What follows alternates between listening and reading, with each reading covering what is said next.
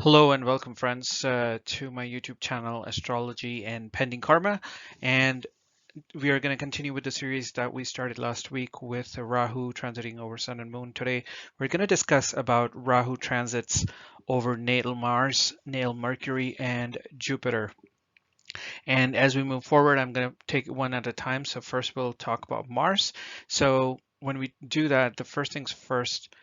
Uh, What is Mars in your chart? Like, what does Mars signify in terms of astrology? Now, I can tell you that Mars has always been represented as a god of war. Even the Greeks always represented Mars as god of war. Now, because it looks reddish, and when we look from the Earth, it looks a little bit reddish. So that's why it's the thing, is a term. Secondly, in terms of astrology, it represents arms and ammunitions, that all kinds of arms and ammunitions, gun, knife, everything falls under Mars, signifies Mars. Mars represents your younger siblings, usually, I mean brothers mostly, and in straight married women's chart, it also signifies the husband. Mars is also your landed property. Your house, your birthplace. It represents your construction sites, quarrels, any kind of quarrels or fights that you enter into. It's usually the Mars that's kind of aggravating the result. It also shows blood flowing in your body. It's basically the RBC in the blood, if you want to be specific. It's usually considered to be red in color as well. Like I said, I mean, when we look at it from Earth, it looks reddish. Up in the sky. Now, Mars ruled three nakshatras. One is Mrigashirsa, Chitra Nakshatra, and Dhanista. Dhanista Nakshatra falls under two different, the last pada is divided between Capricorn, ending Capricorn, and then it also continues till Aquarius as well. And it also Mars gets exalted in Capricorn itself. So Capricorn sign is really important for Mars. What Mars also does is, or also represents as male in general. So if for women, Mars can represent a lot of males in their chart. All kinds of males can be represented by Mars.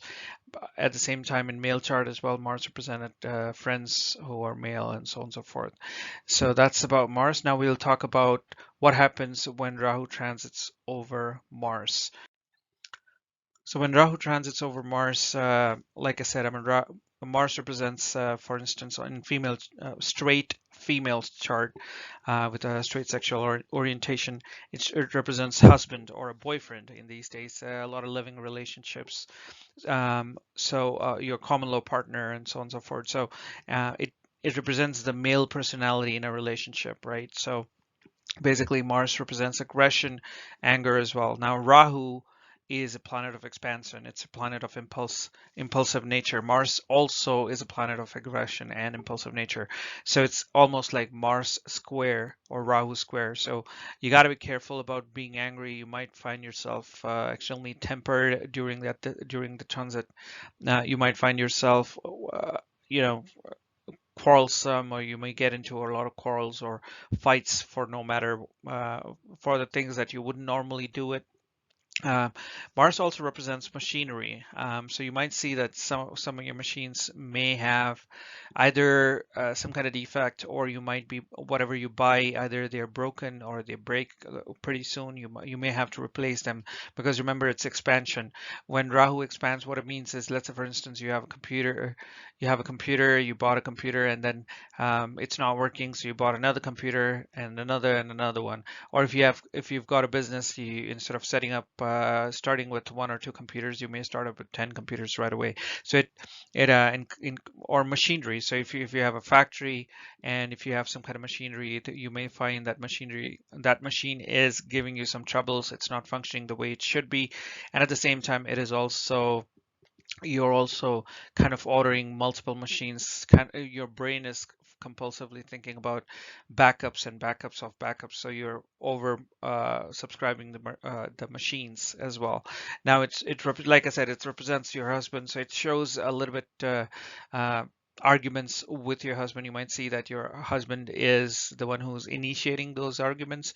At the same time, because it's your Mars, it's not that you're backing off as well. So you might be arguing a lot. Depending on the chart, sometimes it also shows some kind of abuse. If it transit in a young boy's chart, it shows some kind of abuse from someone, a relative, known relative as well. So you got to be careful if you're kid in your kid's chart, if there's a Mars and if Rahu transits over that Mars, you got to be a little bit eyeful on that as well. Mars also represents kitchen in terms of your house. So because it's hot, it's a place where you cook. So again, you might see that there's some kind of issues with the kitchen, or you might see that your kitchen stuff is now all over the place. So you might find yourself doing part of the cooking or part of the preparation of the cooking outside of the kitchen and taking it out in the bedroom or maybe in the living room, and you've started working there as well. So because Rahu's expansion, it's kind of extending your kitchen and the things that you do in the kitchen into different places as well. So these are normal significations. One of the main important things is you got to be careful with electricity, shocking yourself or getting into an accident or getting into an argument or fights with someone else. And depending on the other significations or other combinations you have, this can become a big deal. So you just want to be careful about it. And yeah, so that's it about Rahu transiting over Mars. Now, next we are going to talk about Mercury transiting over, sorry, Rahu transiting over your Mercury. And before we do that, we do want to understand what Mercury is. So Mercury has always been represented as education. It's represented as younger siblings because it's a natural third house or third sign in Kalpurush Kundli. Mercury is also calculation, mathematics, your youth, and your communication skills. All of this is signified by the third sign or third house. Mercury represents your step relations sometimes, like stepmother. If Mercury and Moon sitting together, it might represent stepmother or a stepmotherly treatment from your own real mother. And or if it's sitting with the Mars, then you might see that your brother itself is treating you like a stepbrother, or even if it's a real brother, or it might even show that it's a stepbrother in itself, or a father. So as well. So Mercury Sun usually is considered to be a Buddhaditya Yoga. What Buddhaditya Yoga is basically that you do well in studies when you're a kid. You excel in your school years are really good. So that's what Mercury Sun together shows. From my experience, it doesn't necessarily translate into someone who is really intelligent, but it does represent that you're able to grasp things better when you were in school, at least up until the primary to secondary education as well. Now, Mercury also represents your books, your pencils. Your intelligence your intelligence in understanding and grasping topics studied in school as well. Now, Mercury is signified, both signs that Mercury rules is dual signs. So usually whatever Mercury is sitting with, you kind of think that it's going to multiply into two, or it's gotta have two different roles of that particular sign. So Venus Mercury, for instance, you can either say that you may have multiple cars or multiple relationships, or you can even say that a person may have a twin daughter, or a relationship with multiple female personalities. So these usually are represented, or you have a business which is represented by arts and artistic characters like dance. If Venus Mercury is together, you may say that there is a business of Mars, dancing or singing or some kind of artistic abilities. So that's basically it. Mercury rules 3 nakshatras: Ashlesha, which falls in Cancer, Jesta, which is in Scorpio, and Revati, which is in Pisces, and gets exalted in its own sign of Virgo as well, which is the 6th sign. And that's why Mercury is a lot argumentative. Mercury also represents law or legal studies. It doesn't necessarily represent the practice or working as a lawyer, but it does show that you may have studied legal stuff because it's represented by the sixth house. So that's about Mercury. Now we'll talk about what's Mercury does when it, basically what happens when Rahu transits over Mercury.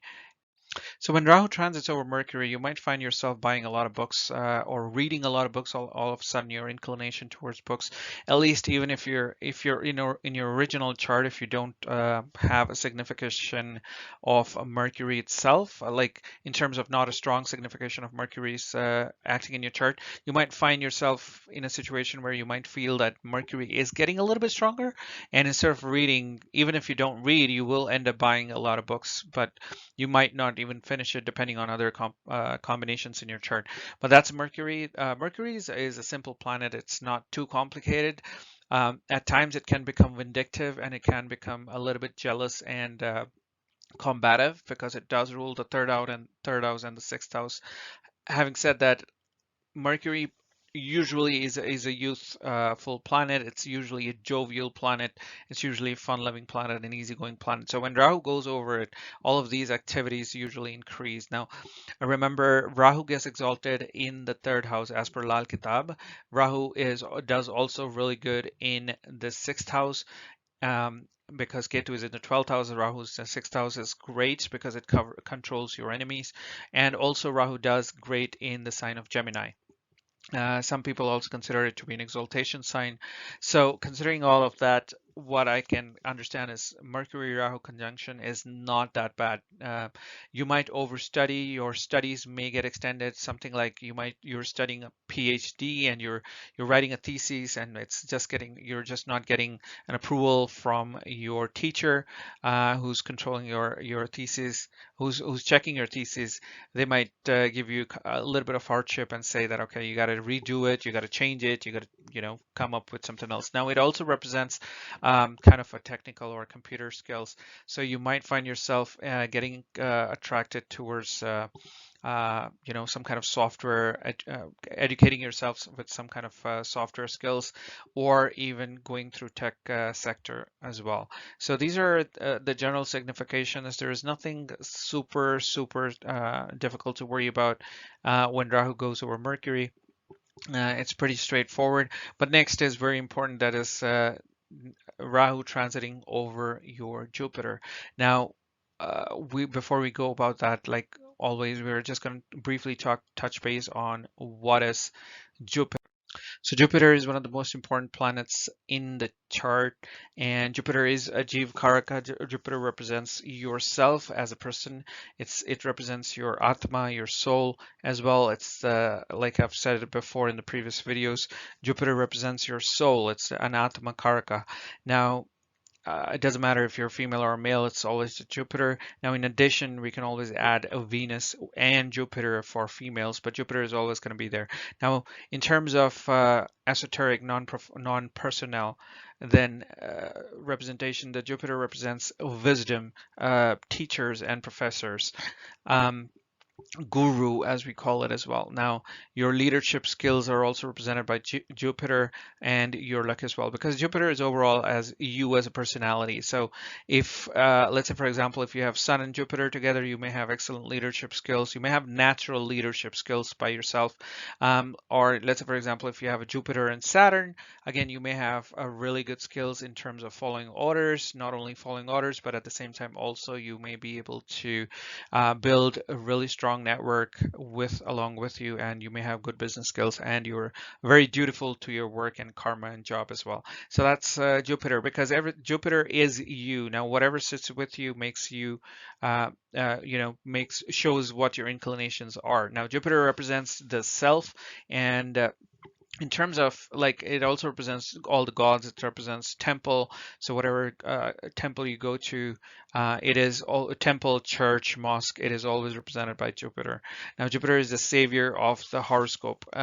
What it means is, if you have some bad combination, and if Jupiter is aspecting that bad combination, it definitely reduces or diminishes the worst parts of that planet, as long as Jupiter is not directly inflicted or directly being affected by that combination as well. Now, it also represents your children. Jupiter is a Karaka for the fifth house and the ninth house, which is basically your So Jupiter is a Karaka for the fifth house and the ninth house um, rules your marriage, or the outcome of your marriage as well. So it's not directly a marriage, but it is a luck of your marriage. Jupiter rules luck because ninth house is luck, and it's Karaka, and the natural sign is the ninth sign as well, and auspicious long distance travels as well. Any good travels, long term, long distance travels related to either puja or some kind of continuation is also ruled by Jupiter. Now, Jupiter rules three nakshatras, Punarvashu, Visakha, and Purva Bhadrapad, and gets exalted in the sign of Cancer, which is basically the natural fourth sign as well. It's your primary education, your mother, and your childhood. So if you have a wisdom coming in your childhood when you're a kid, then that's obviously considered really good as well. So, and that's why it also gets exalted in the sign of Cancer. So that's pretty much it. And then we'll talk about how what happens when Rahu transits over this amazingly auspicious planet Jupiter. So when Rahu transits over Jupiter, like I said, Jupiter is your Jiva and Rahu is illusion. So a couple of things you got to make sure is that it will affect your thinking, the way you think, your wisdom, because Jupiter is wisdom as well. So Rahu will affect your wisdom, the way you think. It's going to get tainted in certain ways as well, because Jupiter Rahu, shows a kind of a crooked thinking. It's a wishful thinking. It kind of makes you overextend yourself. Jupiter itself is expansion, and Rahu sitting with Jupiter may overextend yours to a certain extent.